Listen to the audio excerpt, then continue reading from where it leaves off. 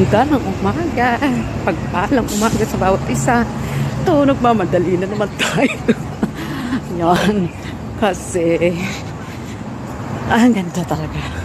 Kasi nga, ang sarap ng gising.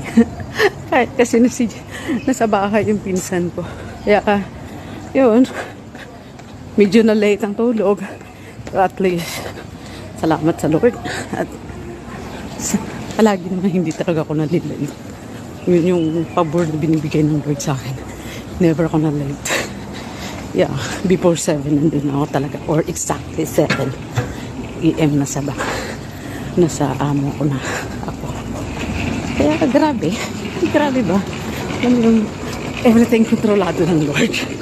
Kaya bago binigay ng Lord yung mga pagpapala, tinanggal muna ng Lord ang lahat ng mga bagay na alam ng Diyos na hindi nakakatulong sa buhay ko.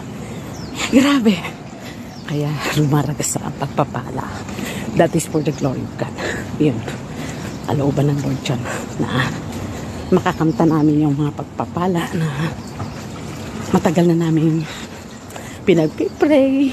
Hindi naman matagal kasi wala pa palang isang taon. Di ba? Ganun katapat ang Diyos.